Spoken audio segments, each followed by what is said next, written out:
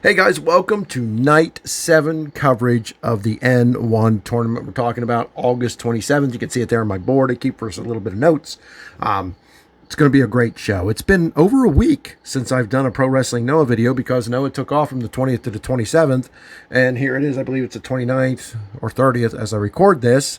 I've been working like a dog in order to get about a week off, a week to 10 days off. I'm taking off over the Labor Day weekend. So I've been working some extra hours, making some extra money. I've also got my daughter getting married on September 10th. Congratulations, Alicia.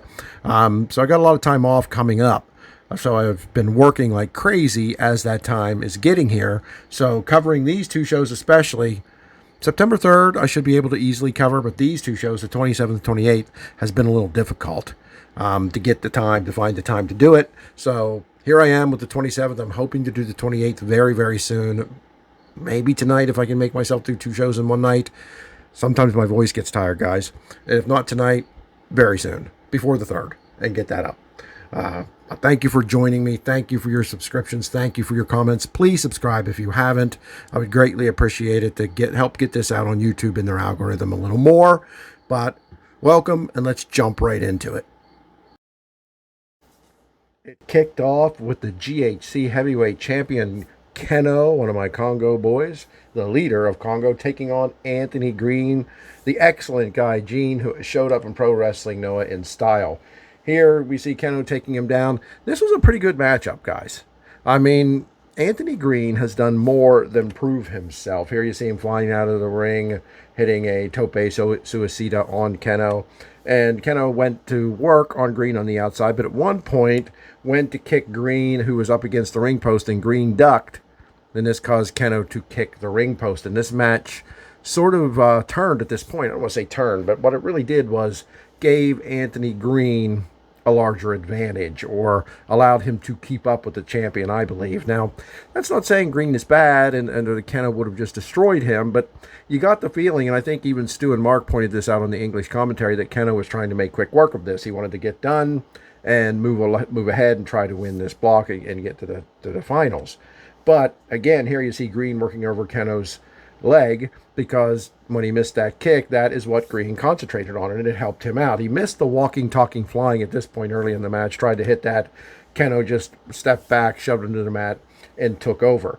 But I really could notice that with him kicking that ring post, he sort of was a little more reserved. Kenoh, now that's not saying he wrestled poorly, but you could just see it. You could just feel a little bit of reservation in him, and I have to wonder how substantial some of these kicks, like you see here, were whenever he was kicking with an injured leg, because he favored that leg all match long. And he sort of switched his game up to try to end it with submissions. At one point, he did jump off the ropes with a double knee and missed it, and I think that hurt him too. I think he felt that and decided, you know what, I'm going to have to submit this guy, Gene. I'm going to have to submit this Green kid because he has worked my leg over. Here you see Green hitting a big bookend type of move, a rock bottom type of move on the ring apron, jumping down. That was pretty wicked there. Here he successfully nails the walking, talking, flying, where he stands on the top corner and walks. He twists out a step or two under the top rope and dives onto his opponent. He was successful there, but Kenoh comes back with kicks, and Green retaliates with this hook, this underhook slam. I don't know what you call this. I'm sorry, folks, I just don't, but he just underhooked Kenoh between the legs and reached around his shoulder and used his left leg there to power him up and over for a big slam, and hooked on the Boston Crab. I'm thinking Green's thinking, okay, I'm going to play the same game Kenoh's playing. You know, I'm not pinning him. I'm not wearing him down enough to pin, so maybe I can get this guy submitted. But Kenoh's out of that, delivers a big back body drop at some point. Anthony Green, a la Marufuji, comes back with a heel hook kick right to the back of Kenoh's head, knocking him pretty flat. And then he made the mistake of trying that alternative ending. You can tell sort of when he has them in the corner and pulls them up, and he tried that with Kenoh. And you could tell instantly it didn't work the way he wanted it to, because Kenoh landed on his feet and basically just was standing eye to eye with Green, who was a little shook that the move didn't go the way that it typically does, or the way that he wants it to. And Kenoh just put a big chokehold sleeper on him. Green could not submit, could not escape, and he does submit. pretty quickly. I think Keno sunk that left arm in heavily under Green's chin, and he knew he was choking, and he knew he wasn't going to escape, so he just, tapped out to wrestle another day. He probably didn't want to go under, didn't want to have to pass out. He just knew the champ had his number here, and he gave up, giving the win to the GHC heavyweight champion, Keno. This was a nice little match, about 10 minutes long. It really showed Green's potential, as all of his matches have, whether he's won or whether he's lost, and he has lost far more than he won. I believe he's won 2, which is good. He beat Wagner Jr. in a huge upset victory. So Anthony Green has absolutely established himself as pro wrestling Noah worthy.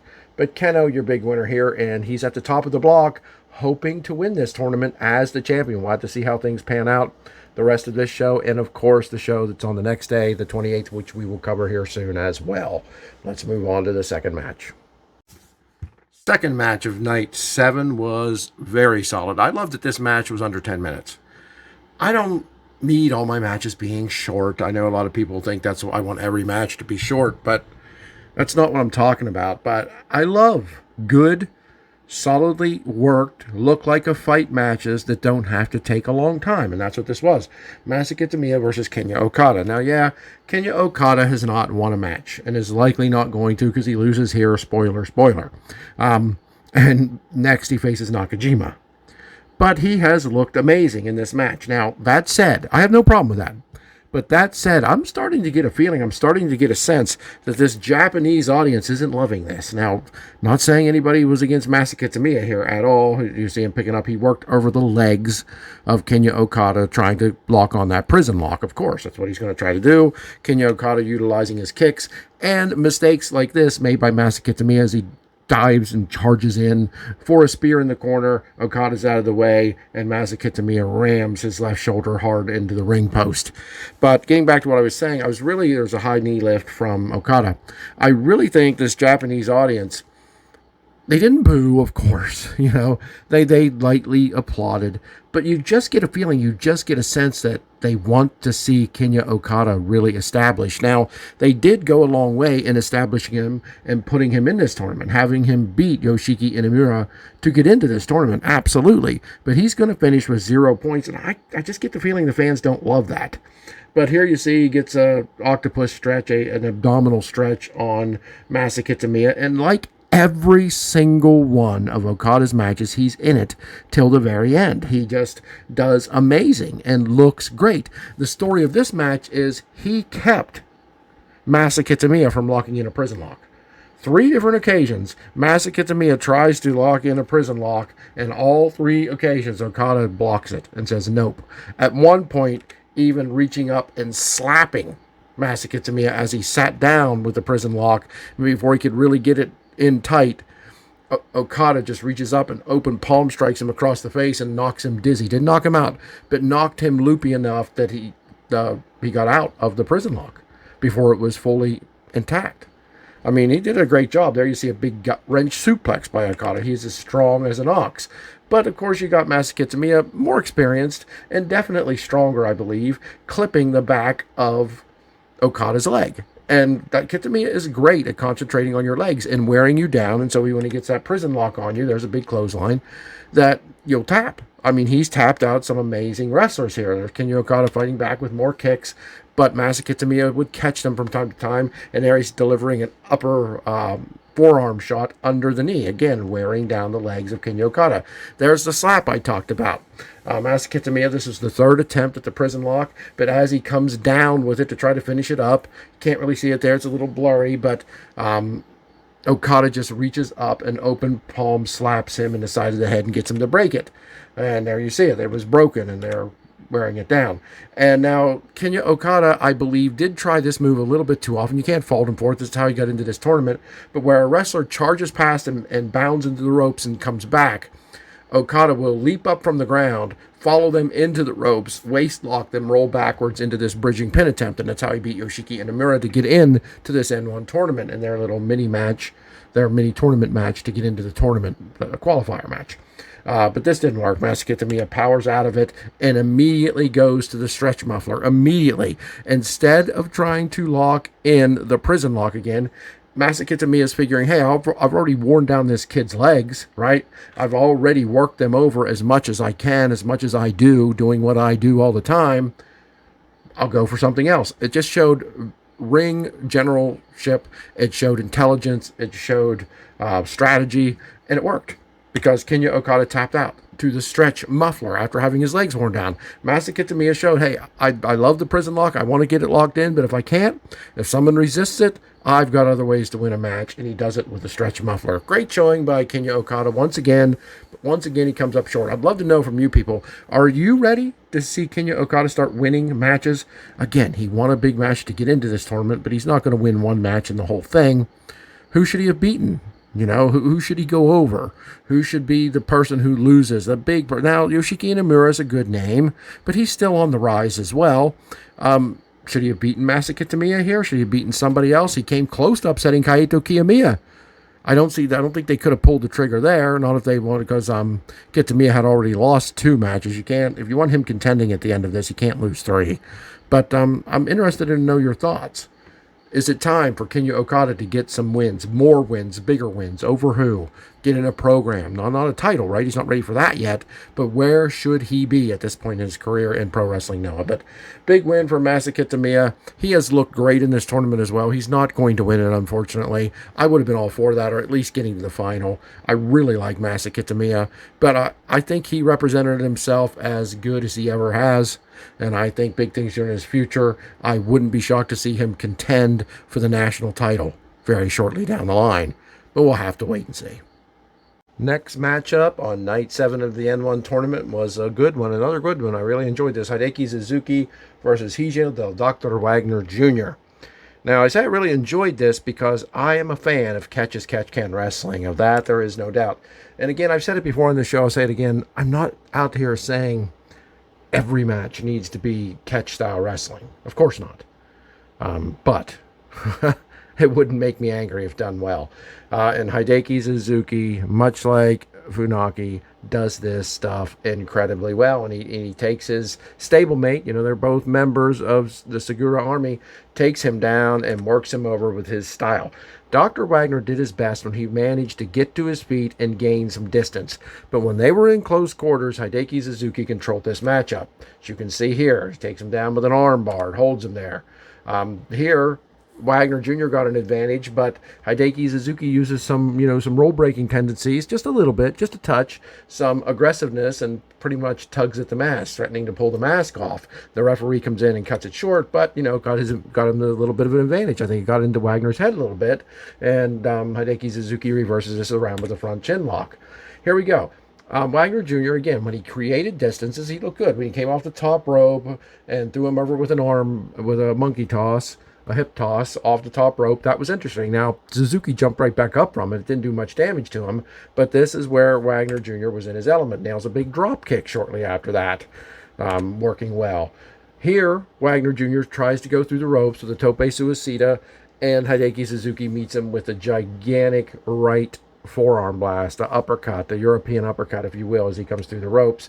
And he comes in and does the little semi-Garvin stomp. He might not like me calling that, but when Hideki Suzuki stomps on each ankle, stomps on each wrist, and it's just enough to shake his opponent up enough to keep laying on the mat so he can then get his head between his legs and do that twisting move where he just cranks his neck in that way, and follows that up with a big reverse neck breaker on the big Mexican man, taking him down.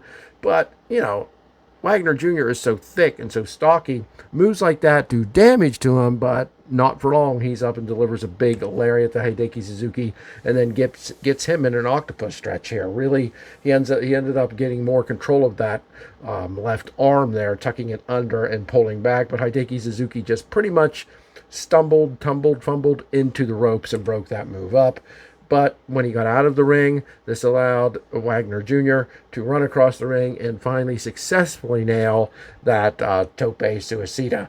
But that seemed to sort of snap something in Suzuki. He jumps back into the ring, rolls back into the ring, and delivers that ridiculous driving pile driver, that Gotch style, modified Gotch style pile driver. But again, look at the size of the neck on Suzuki, on Wagner Jr., who jumps up, gets up pretty quickly, and super kicks Hideki Suzuki right in the face, chops him pretty damn hard. But again, you see Suzuki, he has a little bit of rule-breaking tendencies in him. He has a mean streak, and he gets infuriated at this. I'm pretty sure he was quite upset that that pile driver, that nasty pile driver, didn't keep Wagner Jr. down. So he takes him into the rope and does that tarantula-style move that we've seen made famous by the Buzzsaw to Jerry. Gets him in the ropes, applies that leg hold, that choke hold with his legs, and leans back over the outside. Has to be counted off to a count of 5, but it did its damage. And this caused Wagner, I think it was sort of a desperation move. He went for that wheelbarrow roll-up, the one that he was successful with earlier in the tournament against Fujita, the one that he pretty well botched up against Anthony Green and lost because of it. And here he tries it on Suzuki, but Suzuki manages to reverse out of it, manages to twist his body as only he can do, turning it into that Billy Robinson package roll-up. I know it has a name, I don't remember, I'm sorry. And that does it. I mean, he's not kicking out of this. Hideki Suzuki gets another big win, is tied, I believe, with Kenoh at this point at the top of their bracket. And big win for Hideki Suzuki. He controlled Wagner Jr. There's a few moments where Wagner Jr. escaped and nailed the tope suicida and the top rope monkey flip, arm drag, things like that. And he looked good. I'm not saying he looked bad in this match. He held his own for as long as he could. But other than Funaki, there's nobody in pro wrestling that's doing catch style like Suzuki. And if Suzuki captures you in his web, I think Stu Fulton put it that way. If he spins a web that you get caught in this catch style, you're pretty much done. And this tournament has been a highlight of that truth. He's only lost once. He did have a time limit draw with Kenoh, but keep an eye on Hideki Suzuki. He's looking damn good and damn scary in this tournament, no doubt about it. Next up, my man Masakazu Funaki, Kongo, taking on the impressive Jack Morris. Now, here we go. Just began to circle each other, stalk each other, feel each other out. This is another catch wrestling match. If you don't like it, I don't care. Jack Morris hung in that area in the catch style with Funaki in a way that blew my mind. Here you see him get the leg scissors on Funaki. I think Funaki was kind of taken aback by this. Not intimidated or scared, but like, wow, this kid can actually wrestle this style as well. Jack Morris gets out of Funaki's leg scissors by doing the handstand and wiggling the legs there. Funaki trying to push him back down, but what Jack Morris does there is he wiggles his legs quite a bit, as you can see there, to keep from being pushed back down. He gets out of that successfully. But again, you see Funaki coming in, trying to work the arm bars, trying to twist the arm up behind the back, trying to get the kid to submit. Gets him in full mount. Something that Funaki is very good at, and that any opponent knows they have to be careful of, is working from his guard. He will lay on his back and invite you in, and you really can't take that bait, because if you do, you're going to be in trouble. Again, like I said in regard to Hideki Suzuki, these guys weave a web that traps their opponents. And again, I got to give credit to that for Stu Fulton putting it that way, because it's perfect.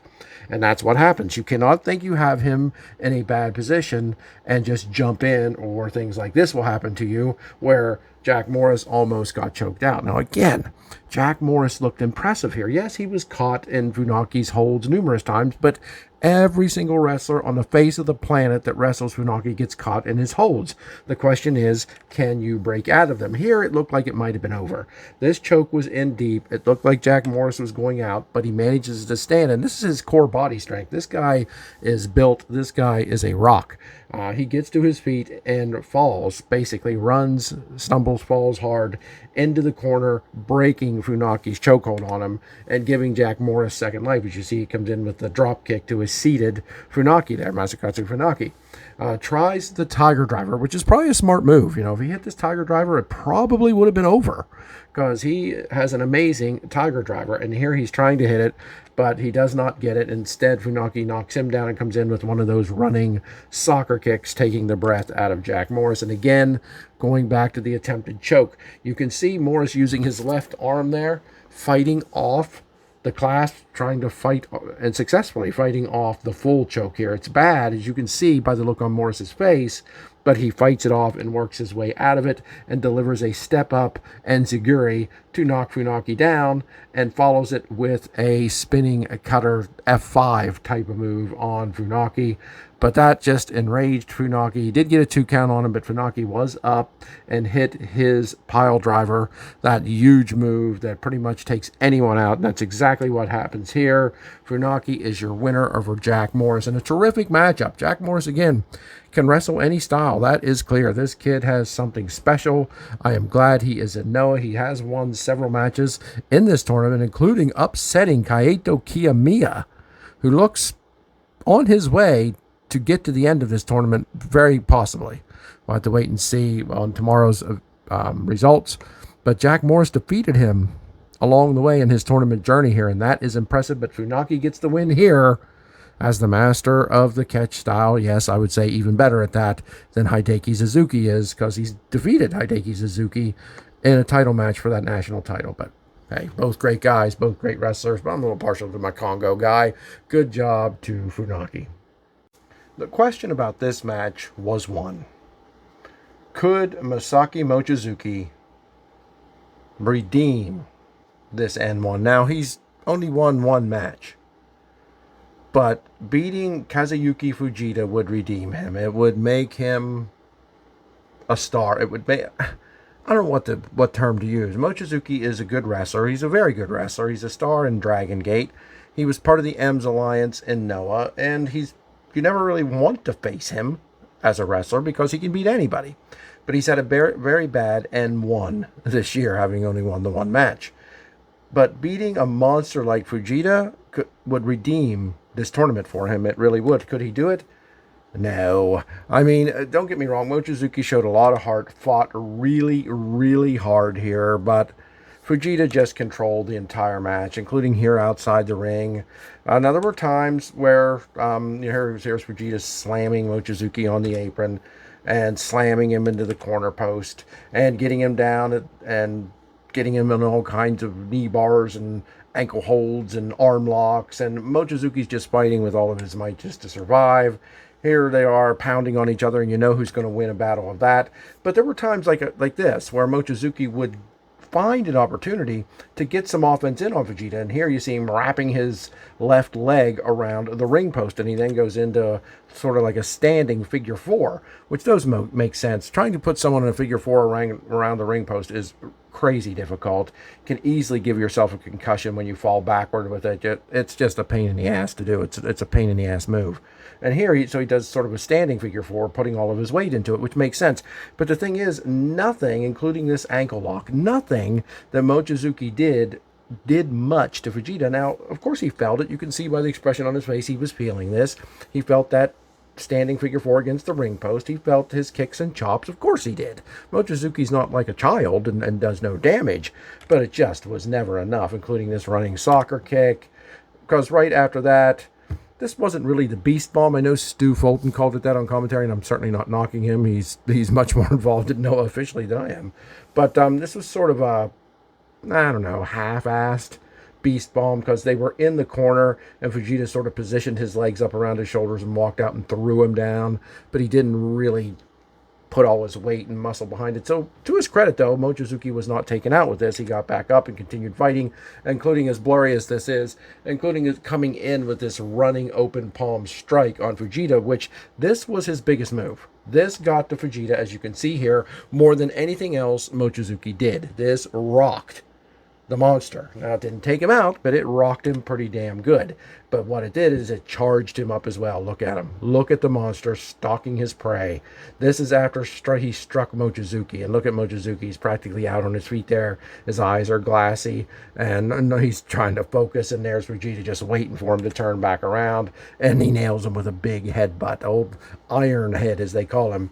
Headbutting Mochizuki, just taking the life out of his body, then running in with this ridiculous kick to the head. I mean, he just ran in and kicked him. Mochizuki lifted up off the canvas and rolled 1 or 2 times. That's how hard this kick was. So you know what that means. That means covering as arrogantly as you can. He gets the win. I mean, Fujita gets the win over Mochizuki in a dominant fashion. I've said this numerous times about matches in this tournament and in other Noah shows. It wasn't a squash match, meaning, Mochizuki came in and got some offense. Mochizuki came in and got some impressive things done against Fujita, but they weren't enough. They weren't powerful enough. They weren't strong enough. They just pretty much seemed to annoy Fujita more than they did hurt him for the most part. And I think this was about 8 minutes long. Your winner, Fujita, still hanging on in possible contention in this tournament, but we'll have to see how everyone else does. But still a very, very scary man to face, and Mochizuki found that out the hard way, even though I'm sure he was aware of it beforehand. Folks, I'm telling you right here and right now, this was a tournament-defining matchup. I'm talking about Kaito Kiyomiya versus Takashi Zagura. This match told me who the winner was going to be, and I'm spoiling my next show. I'm spoiling my prediction right here. The winner of this tournament is the guy who took and gave so much punishment in this match, it was unbelievable. Now, Kaito Kiyomiya here has sort of the Indian deathlock with his leg trapped in the midst of it on Takashi Zagura here. But here is the theme of this match. Takashi Zagura punished this kid. And he's still a kid. He's experienced, and he's good, but he's still a kid. He's a young kid. Takashi Zagura just beat the living piss out of Kaito Kiyomiya. Now, there's Kaito Kiyomiya delivering his leaping, which is an amazing leaping elbow drop. Look, doesn't it look like he just came off the top rope? No, he just leapt that high in the air. It's a great elbow drop. There, Takashi Zagura is punishing the left leg of Kaito Kiyomiya. This is a theme. Again, more punishment from Takashi Zagura. More punishment from Takashi Zagura. More punishment from Takashi Zagura. Just these unbelievable forearm smashes. And Takashi Zagura has clearly been established as almost a legitimate killing machine. This guy beats people to a point of them having to be hospitalized. Now, Kaito Kiyomiya wasn't beaten around the entire match, but a lot of it. Here, Kiyomiya gets him outside and works him over, but Takashi Zagura turns it on him and pretty much gives him a hot shot over the guardrail. So Takashi Zagura, while he took his lumps from Kaito Kiyomiya throughout the match, wasn't much. Here, Takashi Zagura is again with that double underhook chin lock. Just when Zagura does moves like this, it looks like he is trying to kill somebody, as his nickname implies. He's the killing machine. It looks like he's trying to rip the head off Kaito Kiyomiya. Look at that. Look at that. He's rearing back to a point. It's just unbelievable. Here he is again with a crossface. And I like this version of the crossface better, not just because it's Takashi Zagura doing it, but look at this. When you've got somebody's back straddled and they're not laying on the mat and you have, their arm trapped inside your leg, which has always been a little bit unbelievable to me, but just his arm across the face while he's straddling his back and his shoulders and rearing back and to the side. Look, you can see Kiyomiya's nose smashed up there, legitimate. Looks like it's painful and hurts as like hell. Here's a move Zagura's been doing a lot lately, where he battles to suplex or give a brain buster, if you will, and if he can't quite do it, he'll just sort of give a modified gourd buster, the finishing maneuver Arn Anderson used to use, especially in his NWA WCW days, where he'll pick him up and instead of dropping down with him like Arn did, just dropping face first, he just pitches him like a sack of flour across the ring, and you see him doing it there. Now there's Kiyomiya offense. Like I said, Kiyomiya had some good offense. He's going to have to. We're going to talk about that in a second. With his flying forearm on Takashi Zagura, both guys down, both guys spent. These guys, Kiyomiya spent 70% of this match on defense. But his offense is where it really counted. Here he is with that missile drop kick, the supernova coming from the heavens, if you will. There's another running drop kick from Kaito Kiyomiya. But Takashi Sugiura gets him out on the apron and starts slamming him around. Look at this. He pulled up. I don't know if I can go back here. He pulled up the padding for this move, Takashi Sugiura. This is where this story I'm talking about at the beginning, when I first started yakking, is going. He pulls up the padding. Because at this point, Takashi Sugiura has just tortured Kaito Kiyomiya for nothing. Kiyomiya is not giving up. Kiyomiya keeps fighting back. Kiyomiya keeps getting out of the wicked, ridiculous stretching that Takashi Sugiura has done to him. So now he's to a point where he's pulling up the padding. And he's pulling up the padding to give a twisting neck breaker. Now, Stu called it DDT. It wasn't a DDT. And again, I love Stu and Marcus as in the heat of a match. Who knows what can happen? Trust me, I've been there. But he gives a spinning neck breaker to Kaito Kiyomiya off the apron to the hard concrete floor. And Kiyomiya just makes the 20 count. He just makes it back before the count of 20. And you could tell, not necessarily in this shot, but Sugiura is frustrated as hell because this kid just won't stay down. He runs at him with a giant knee to the face and a avalanche brainbuster from the top rope. Now, Sugiura stands on the second, which I much prefer. It looks so stupid when both guys, in my opinion, both guys try to balance themselves on that top rope for a move like this or any other type of move. No, just wrestlers on the offense need to use the second rope. It just looks swifter, it looks cleaner, it looks more realistic if you do it that way. And Takashi Sugiura with the avalanche brainbuster right there, finishing it up. And then here comes the crossface again, the neck crank. Stu and Mark were convinced that the Kiyomiya was going to give up here. Wouldn't be shocked if he did. But guess what? Nope. This kid isn't giving up. Look, there he is. There he is. I told a tale of an old rhyme or an old ditty or whatever you want to call it. I don't know. That we used to do when we were children, small children. When dandelions, the little weed flower that grows in your yard sometimes. Or in the wild, the little bushy, yellow-topped flowers that turn into whispery willow-type things that you can blow. Well, I remember when we were kids, I guess it's morbid, but we'd pick them and put our thumb under the head and be like, Mama had a baby and its head popped off. And you'd flick your thumb and the head of that dandelion would go flying. It's just what makes me think of the way Takashi Sugiura is literally looking like he's trying to do that to a human being. Mama had baby head pop up. I can't do Japanese. Can't do Japanese accent. But that's what it looks like. It looks like a samurai is trying to literally pop the head off of another human being because he dropped his sword or something. Here's a huge spear, as Stu would say, Stu Fulton on commentary. Straight from Sparta. Right through Kaito Kiyomiya. I'm doing this during the daytime. Pardon my dog's barking if you can hear that. Gets Kaito Kiyomiya in the corner and starts delivering those vicious forearms to the face over and over. Kiyomiya does fight back with a drop kick. Gets him in the German suplex. And there. This is the picture of the N1 tournament. I guarantee you this. Screenshot this.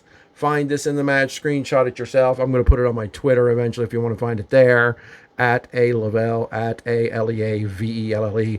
All my links found at WrestlingDoneRight.com, including Haisami's Noah's Archive. But this is the picture of the N1. There's your upcoming champion, in my opinion.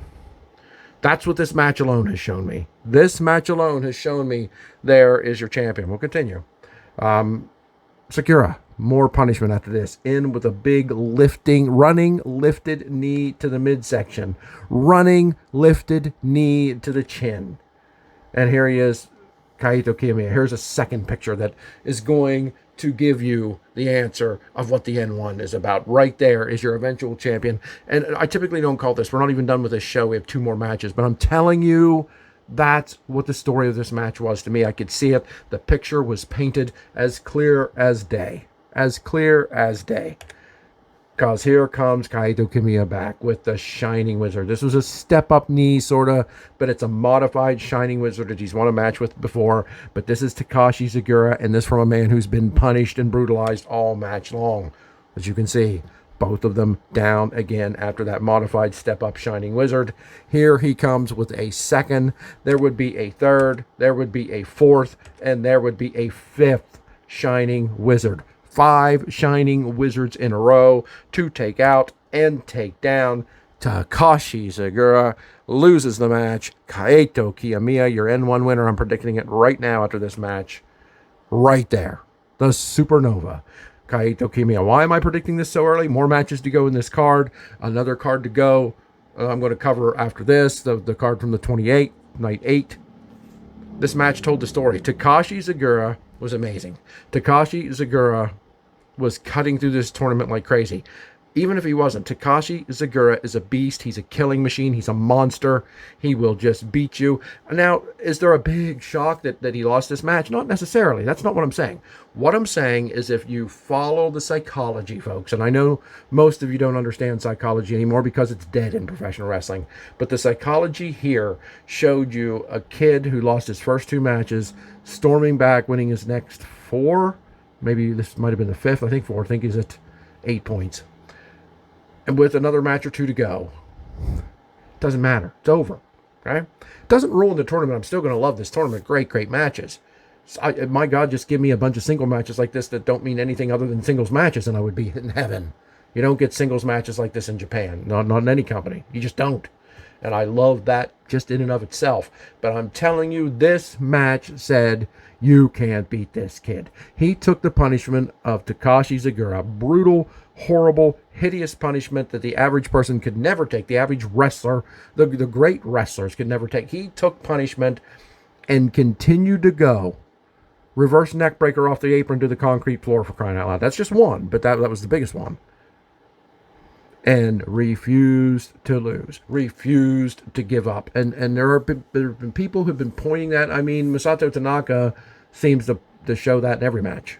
That he's bulletproof. But now this kid in this match told the story of the N1. It's going to be told again. If he makes the finals, I'm sure it'll probably be a 45, 50-minute match. Probably.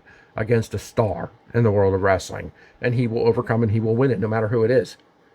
He just will. That's what the story of this match told me. This kid is unbeatable. This kid won't give up no matter what. You know, he could win the Olympics with a freaking broken neck. Kurt Angle. That's what it reminded me of. He's going to keep going. He's going to keep charging. He's going to continue to refuse to lose, if you will. The supernova is going to shine brightly in the skies above the arc. That, I guarantee you. Little gnat flying around in here because I work in my basement and come in this way sometimes. Yeah. That's the story being told here, guys. And if you're not ready for Kaito Kiyomiya to win this thing, you better get ready. Better get ready. Semi-main event of the evening, night 7 of the N1 tournament is Go Shiozaki versus Masato Tanaka in a brutal war. These two locked up and went at it heavy-handed.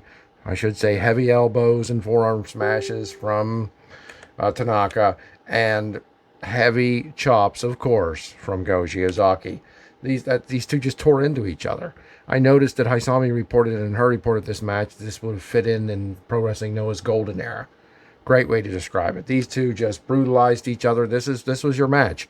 Now, there were other moves. Don't get me wrong. It wasn't nothing but a chop and elbow fest. But in between all the other moves, they just tried to kill each other. Now, what Tanaka did is what many people do against Go Shiozaki, because you pretty much have to stand a chance against the guy. He worked over that right arm. He worked over that golden lariat arm. Every chance he got. On the outside, on the inside of the ring, everywhere. You see him there in the key lock. He's just trying to take his arm away from him. It's intelligent. The problem is, most people aren't successful at this. I mean, this was one of the most successful battles against Shiozaki's right arm that I've ever seen, because there were numerous times where he did hold it in pain, even after delivering big shoulder blocks and moves such as that. Look, there you can see it. What happened here is Shiozaki started the machine gun chops and actually tired after a few of them. Tired because his right arm was in such pain. But he did bear back and continue the machine gun chops on Tanaka. Followed that up by a short arm where he keeps his hand open. You know, That's usually not the clothesline for whatever reason that finishes, but he keeps his hand open instead of, cocked it in a fist. He keeps it open, clotheslines Tanaka down, hits a fisherman suplex, but Tanaka is not done. When Goji Ozaki is on the apron, Tanaka hits him with a vicious clothesline of his own, following up with a sliding D on the apron. So he just runs in with that huge sliding forearm to Shiozaki's face and sends him reeling. Gets him on the top rope and delivers his avalanche brain buster. But this almost wakes Shiozaki up. Shiozaki is up shortly after that avalanche brain buster and delivers multiple German suplexes to Tanaka, and then nails a short but very hard Rainmaker-esque. There was no, drawing him in. Short arm clothesline wasn't that, but it was Rainmaker-esque because it was a short clothesline that really knocked Tanaka for a loop. But both guys were down at this point, exhausted, beaten, and worn, because that's what they did to each other. Goji Ozaki, interestingly enough, has never defeated Masato Tanaka in a singles match. This is the only third time they've met. Tanaka's won 2 of them. Isn't that something? Here, Shiozaki lifts. He looks like this is one of those positions where it looks like Shiozaki is going to take suplex, brainbuster off the top rope, but instead he pulls his opponent up like you see here and delivers a twisting brainbuster. But it wasn't long after that that Tanaka come running in with a sliding D again. A little too close to the ropes here, as you can see. You can see they're awfully close to the ropes there. But he knocked Shiozaki loopy, picks him up with a body slam, and hits. He hits a lot. I thought for sure Shiozaki was going to get his knees up here, as you see there. He did not. This Superfly splash connected. But Shiozaki instantly was up after that. He got a 2 count. He got up quickly after that and locked in what looks to be, he was trying to get a headlock, some type of under the chin thing. Tanaka fights it, so Shiozaki lets him out and nails the clothesline, nails a second golden lariat, and that was enough. Summed up this match pretty quickly, folks, quicker than it was. This was like a 16-17 minute matchup. Goji Ozaki laying there, your winner, laying in exhaustion. You have to see this. You have to see how bad these two beat each other up. I mean, it was a battle of wills that this time Goji Ozaki won. But if you think Masato Tanaka is just an easy victory for anybody, you're out of your mind. This guy, Stu and Mark call him all the time on commentary. I think he's bulletproof. You have to hit this guy with a tank, and that's the equivalent of 3 or 4 lariats from Goji Ozaki in this match to get the job done and win it, keeping Goji Ozaki in contention as of now in this tournament. Even though you've heard me predict my winner already, I just couldn't help it after watching that match before this one. This was a solid semi-main event. Like I said, on Haisami's Noah's Archive, the link always found at WrestlingDoneRight.com, noted that they would have fit in the golden era here, the way they just beat each other up and tore each other apart. Absolutely true. Great, brutal, tough match, and Goji Ozaki stands victorious, something we're all pretty familiar with over the last couple of years from him. What a main event of Night 7 we've got here. Katsuhiko Nakajima versus Satoshi Kojima. Both tied at the top of their block. Both tied. I think it is 6 points each they have, going for that very important 8 points here for the winner. This was paced perfectly. This is what a professional wrestling match should look like. Every single one? I guess not. But the majority. This looked like a fight. It was paced in a way that was believable. It wasn't paced like a cheerleading competition. It wasn't paced like a dance. I really love this. There's 2 amazing wrestlers, a legend and an upcoming legend, locked up in the middle of the ring. Nakajima was a little cocky. He's always going to be a little cocky. Most of the time, he's going to be very cocky. Sometimes he's going to be so cocky, it's going to cost him a match. He was not that cocky here. Just little flashes of it here or there to at least remain who he is, one of the biggest and most important members of Kongo. Here he's got the full mount on Kojima. You see Kojima protecting his face. You saw some down and grounded wrestling. I really love this. Kojima coming back with a shoulder block and getting a neck crank and falling it back into a neck breaker. And of course, here comes those machine gun chops up there on par with Goji Ozaki's, or damn close to it. But Nakajima recovers. This was incredible. I love this. Nakajima gets Kojima in the corner. He's slumped down in the corner. He reaches down, moves his hand out of the way. Moves his hand measures him, makes sure enough of his face is showing, and up kicks him in the face. The crowd gasped. Literally. And who wouldn't? This wasn't an incredible move, not a flippy, dippy, shippy, whippy, dippy, kippy do, but a hard kick to the face that was measured, and he moved the blocking hand out of the way. I loved it. Nakajima with the missile drop kick, shades of the supernova here, coming down hard on Kojima, followed by what happened here is he missed as Kojima caught the first kick, and Nakajima turned it into an enziguri of type, a modified enziguri to the back of the head, gets him in the STF. This was a brutal STF. You could legitimately see and hear Kojima gasping for air, struggling, doing anything he could to get to the ropes. This was in the middle of the ring. You can see the Abima sign right in the middle. And Kojima, to his credit, worked his way to the ropes, but it was a painful, anguishing time for him to do so. And once the hold was broken, Nakajima just starts his kicking. Kicks him in the back. Look at Kojima, just a brutal kick from him. Back and forth goes Nakajima. Gets, what's coming. What time is it? You know what time it is. Whenever you see Nakajima has his opponent in the corner, looks into the corner camera like this, it is showtime, ladies and gentlemen. This is about the most arrogant and cocky he got. You're not going to get Nakajima matches without showtime, but I love it. But this gave Kojima time to recover. It really did. Nakajima was dominating this up until this point. Now, I love showtime. I got a nice screenshot of it right there. That's up on my Twitter. Really cool looking at showtime. He calls the camera over. He's just standing on his opponent's face. He does it multiple times, one to each side of the face, 2 in that corner, 2 in the opposite corner.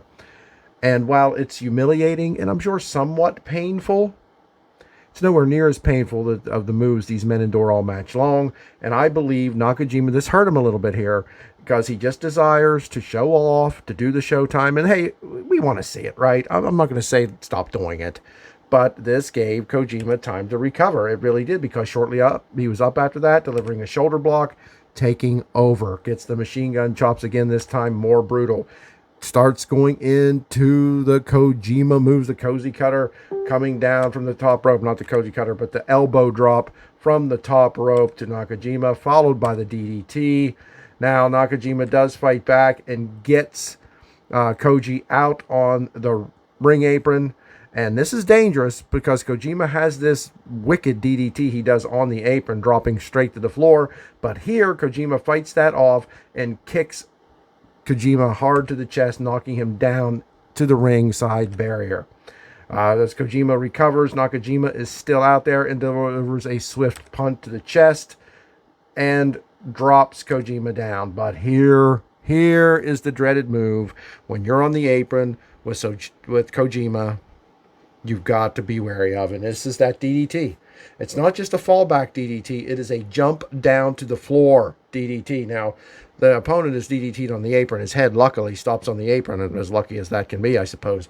But Kojima goes to the floor. Just incredible power behind that. And Kojima, again, remains in control after that. And there's the Koji cutter.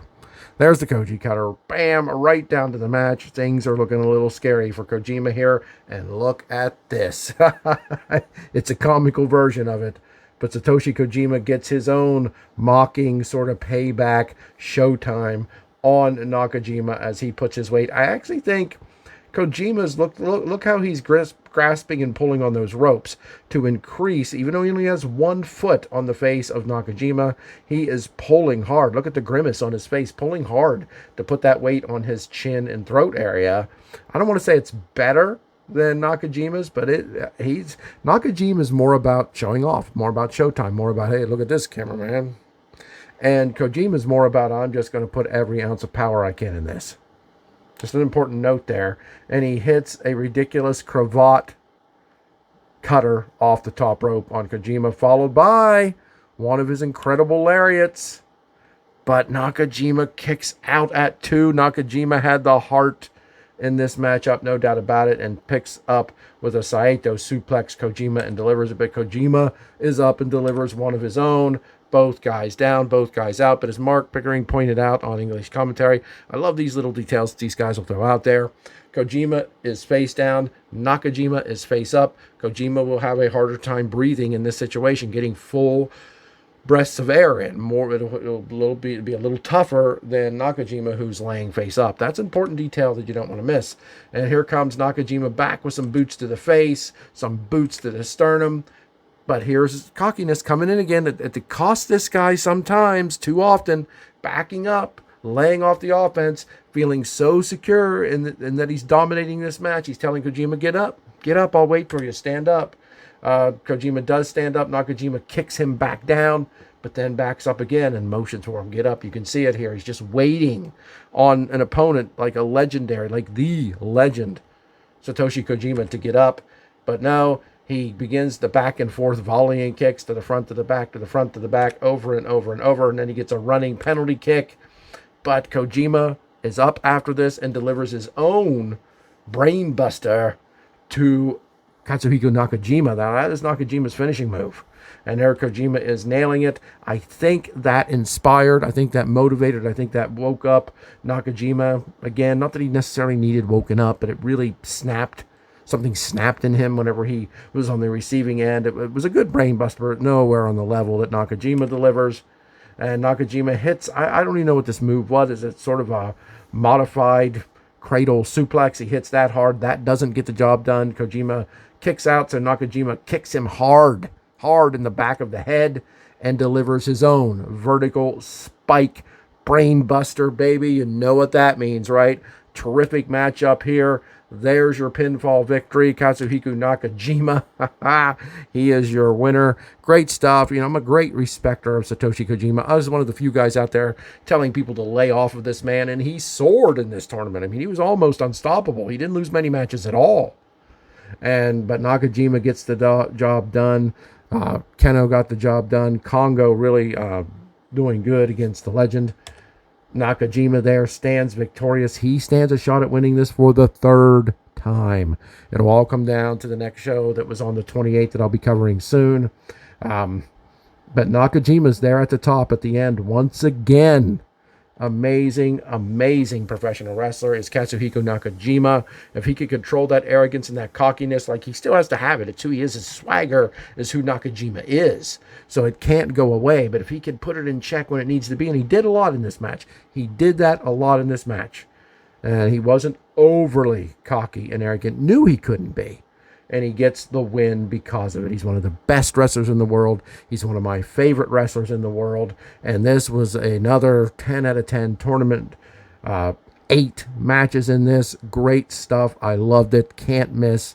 The wrap-up of this. Now, not the finale will be on September 3rd, but the wrap-up, meaning we will find out who will be in the finale, is on the next show, which I will be bringing to you soon. I'm hoping tomorrow, but definitely within the next day or two. Again, I'm working a whole lot this week to make sure I have a lot of days off over Labor Day and also for our daughter's wedding. So thanks for joining me once again, guys. I hope you appreciate the coverage. Please subscribe if you haven't, and I'll see you again real soon.